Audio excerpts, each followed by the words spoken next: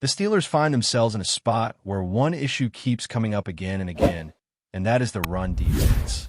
It is not a new problem, it is not an isolated problem, and it is not something that can be brushed off as a one-game hiccup. It has been building over time, stretching back to last season and even a couple of years before that. Whenever the conversation about Pittsburgh's defense starts up, people love to mention the edge rushers. They love to mention the splash plays. They love to mention the intensity of a front seven that looks intimidating on paper. But when the ball is snapped, when the opponent commits to pounding the run game, far too often the Steelers have been pushed backward instead of standing firm. That is the hard reality, and that is why it has become such a central storyline heading into the home opener. When asked if the problem is fixable, players have not hesitated. They insist everything is fixable, and to a certain extent, they are right. Football is not rocket science, especially when it comes to defending the run. It boils down to shedding blocks, maintaining gaps, rallying to the football, and making tackles. Simple principles, but they require execution and commitment on every snap. Cam Heyward, a veteran voice that has carried weight inside that locker room for years, made that point loud and clear when speaking ahead of practice. His message was straightforward. You cannot let yourself get locked up on blocks. You cannot rely on somebody else to clean things up, and you cannot excuse breakdowns by pointing fingers at the scheme. Each man has a job. Each man has an assignment. And if even one link in the chain fails, the run defense falls apart. Heyward has never been shy about repeating that same message, whether he is talking to the media or his own teammates. If the defensive line is stuck to blockers, then the defense loses its teeth. The linebackers cannot flow, the safeties cannot close down, and the gaps get exposed. That is why the conversation has shifted to personnel decisions as much as it has to coaching adjustments. You cannot just hope a struggling unit will suddenly figure out. Sometimes you have to insert new blood, someone with the physical traits to do the job right away.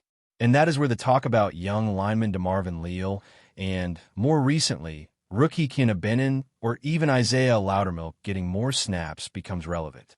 Size and brute strength matter in the trenches. If you can plant yourself in the ground and rip off a blocker with nothing but raw power, you immediately change the math.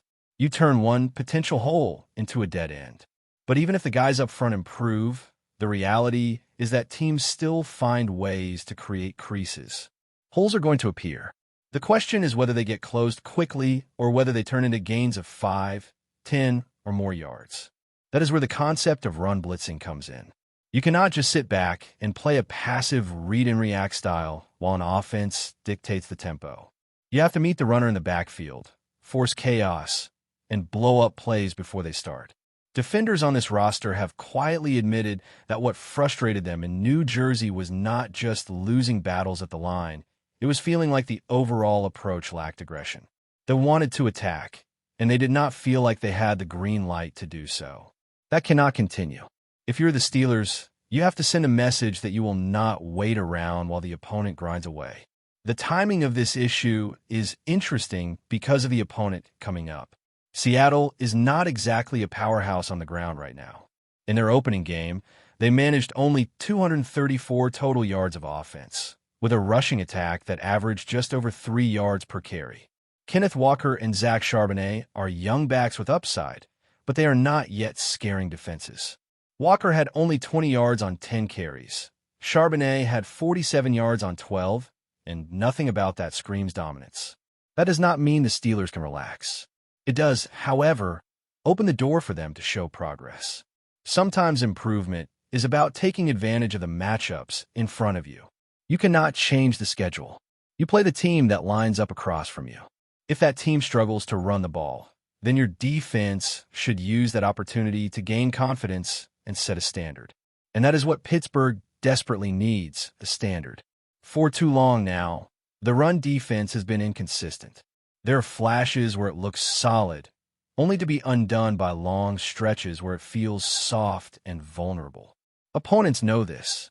Opponents believe they can wear the Steelers down, and once that belief spreads around the league, it becomes part of your identity whether you like it or not. The only way to erase that label is to shut people down. That is why setting internal goals matters. Do not announce them publicly, do not make speeches about it, but set a number and hit it. Tell yourselves as a unit that no team is going to rush for more than 70 yards, or no runner is going to top 50. Whatever the target is, keep it clear and measurable. That is how you rebuild pride in a phase of the game that once defined Pittsburgh football. The irony is that this defense still talks a big game about being aggressive, about flying to the ball, about setting a tone. Back at training camp in Latrobe, the confidence was sky high. Players and coaches were talking about speed, about intensity, about being relentless. And yet when the regular season started in New Jersey, what did fans see? A defense that looked cautious, that looked hesitant, and that looked like it was waiting instead of attacking. That disconnect is dangerous. If players start doubting whether their identity matches their results, cracks form. That is when questions about coaching strategies, about personnel decisions, about locker room trust all bubble up. The Steelers cannot afford to let that happen this early in the season. Look at what San Francisco did in their opener against Seattle. They did not sit back. They blitzed, they attacked, and they forced 4 separate 3-and-outs. That is how you dictate a game. That is how you make an offense uncomfortable from the very beginning. When Robert Saleh returned as defensive coordinator, his style was obvious. Bite down, attack the run, and never give ground for free. That is the sort of bite Pittsburgh needs to rediscover. They have the names, they have the pedigree, but until they play with that same edge, opponents are going to keep testing them the same way over and over. For fans, it is not about being perfect. Nobody expects every run to be stuffed for a loss. But there has to be a visible change, something that shows the defense is refusing to let the same mistakes pile up week after week. That means linebackers filling lanes with urgency. That means defensive backs coming downhill to wrap up instead of waiting for somebody else to finish the job. That means the front line not accepting stalemates, but fighting through blocks until the whistle. The Steelers have built their brand on toughness, on intimidation, on being the team nobody wants to play against. Right now, that brand is in danger of being undermined by a single glaring weakness. And if that weakness is not corrected, the season will keep circling back to it no matter what else happens. When breaking down what went wrong in that loss to the Jets, one play keeps sticking out in everyone's mind, and that was the final touchdown run by Justin Fields. It is the kind of play that gnaws at a defense, not just because it gave up points, but because of how effortless it looked. Fields went untouched into the end zone, slipping outside with no resistance. Fans watching at home were left asking, where was the contain? Where was the edge? Where was the discipline? And that is exactly what Mike Tomlin addressed afterward. In a rare move for him, he did not point to the scheme or to coaching. He flat out said it was player error. That says a lot. It means the call was in place, the alignment was fine, but the execution fell apart. If you study the play, you can see 2 things unfold simultaneously. T.J. What bit hard on the play action, crashing down toward the running back instead of staying wide to protect the outside lane. Meanwhile, Darius Slay on that edge looked lost, almost frozen. His feet shuffled, his eyes darted around, and before he could commit one way or another, Fields was already gone. Maybe the responsibility was Watt's, maybe it was Slay's, but the bigger picture is that both players hesitated on an assignment that had to be airtight. That is the essence of defending a mobile quarterback. You cannot give him a free lane, you cannot gamble inside, and you cannot be indecisive. One wrong step, and he punishes you. And that is why this defense has to wake up fast, because it is not just about stopping traditional runs from running backs. The league today is full of athletic quarterbacks who will test the edge if they sense weakness. If you cannot contain, you're going to keep giving up cheap touchdowns that flip momentum. And nothing frustrates a locker room more than giving away points because of something preventable.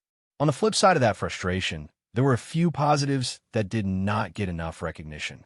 Pat Freiermuth is a name that deserves more credit than he's been given. Yes, he had only 3 catches in that game, but every one of them came on 3rd down and moved the chains. That is the kind of reliability you need from a tight end. He may not put up flashy numbers every week, but when the ball goes his way in critical spots, he delivers. Beyond the catches, he also threw himself into one of the most important blocks of the day, laying out to clear the path for a touchdown. Those are the plays teammates notice. Those are the plays that show commitment to doing the dirty work that does not always show up in the stat sheet. That is the vision for this offense when it is clicking: distribution, balance, and multiple contributors stepping up. It is not about funneling everything to one superstar. It is about seeing 4 catches from DK, Metcalf for catches from Calvin Austin, a handful for Freiermuth, and eventually incorporating guys like Darnell Washington more consistently. Add in the running backs as pass catchers, and suddenly the offense becomes layered and unpredictable. That is the version Pittsburgh wants to show, one where defenses cannot simply double one receiver and feel comfortable. Another question that floated around after the game was about rookie Keanu Benton and whether his near interception would have changed how people viewed his performance. It is an interesting thought because it speaks to perception more than reality. Sure, it would have been a highlight moment, a big man interception that lights up social media and gets fans buzzing. But in truth, one fluke play does not erase the larger issue. The Steelers got bullied up front, and that is what everybody walked away talking about. Whether or not Benton made that grab, the narrative would not have shifted. This city has high standards for defensive linemen, and one athletic flash will never outweigh getting shoved around at the line of scrimmage. That is the cold truth of Pittsburgh football. The buzz after the game was not about Kenny Pickett making a couple of sharp throws. It was not about Chris Boswell hitting long kicks. It was not about George Pickens flashing his potential. The buzz was about being pushed off the ball, about a defense that looks soft in the one area where softness is not tolerated. And unless that changes, every other storyline will take a back seat. That is why this week is so pivotal. Think about what the Steelers need to project heading into this next stretch. They cannot afford to let doubts creep in. They cannot allow the locker room to wonder if the toughness they preached in camp was just talk. Football teams feed on identity. If your identity feels fragile, it shows on the field. That is why every defender has to look in the mirror this week and decide that enough is enough. Shed blocks, fill lanes, swarm the ball, and set the tone at home in front of your crowd. Because if you do not fix it now, it snowballs. And once it snowballs, it defines your season. Fans in Pittsburgh are not naive. They know there will be bumps. They know not every Sunday will be a highlight reel. But they also know the difference between effort and execution. They can live with mistakes if the aggression and fight are there. What they cannot stomach is watching their team get shoved around without resistance. That is what happened in New Jersey, and that is what cannot happen again. This game against Seattle is more than just a chance to go 1-1 on the season. It is a test of character. It is a chance to reset the narrative. And it is a chance to remind everyone across the league that Pittsburgh still knows how to defend its home turf. To do that, the defense has to come out swinging.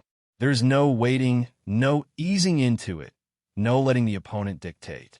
There has to be fire from the first snap. There has to be energy in every tackle. And there has to be an unmistakable statement that this team will not allow the same story to be told week after week. But before we dive in, don't forget to subscribe to Steelers Nation Central and hit the like button on this video. Your support helps us keep bringing you the latest updates on the Pittsburgh Steelers. And don't forget to share your thoughts on the news in the comments below. Shockwaves are rippling through the NFL this morning as a rumor that sounds almost too wild to be true has started making the rounds. Lamar Jackson, the electrifying quarterback of the Baltimore Ravens, may be packing up his cleats and heading straight to Pittsburgh. Yes, you read that right. Sources suggest that Jackson, the very face of the Ravens offense and a former MVP, could be trading the purple and black for the black and gold of the Steelers. For years, Jackson has been the heart and soul of Baltimore's attack, dazzling fans with his unmatched speed, pinpoint passes, and jaw-dropping improvisation. But whispers from inside league circles hint at growing tensions between the star QB and the Ravens front office. Could a clash of visions for the team's future be driving this shocking potential switch? The notion of Lamar lining up under center Heinz Field is enough to make even the most stoic Steelers fans do a double take. Imagine the spectacle. The same quarterback who once terrorized Pittsburgh's defense now, wearing the black and gold, reading the very schemes designed to stop him. Analysts are already speculating on the seismic impact this move could have on the AFC North. Suddenly, a division once dominated by predictability could turn into a high-stakes drama, with former teammates facing off against a man who knows every trick in their playbook. Of course, caution is warranted. No official announcement has been made, and insiders warn that things can change in an instant. Yet, the mere possibility of Jackson crossing the rivalry line has ignited a frenzy online, with fans trading memes, predictions, and heated debates. Social media is ablaze with reactions ranging from sheer disbelief to ecstatic anticipation, as the football world tries to wrap its head around the idea of one of the game's most dynamic talents switching sides. If it happens, this would not just be a trade, it would be a statement, a bold gamble that could reshape the balance of power in the league. For now, we watch, we speculate, and we wait. But one thing is certain. The NFL rumor mill has never been hotter, and Lamar Jackson to the Steelers? It's the kind of story that keeps fans talking for months to come. That's it for this update. If you enjoyed the video and want to keep receiving exclusive news about the Pittsburgh Steelers, make sure to subscribe to Steelers Nation Central and give this video a like. We always look forward to hearing your comments and opinions. See you in the next video.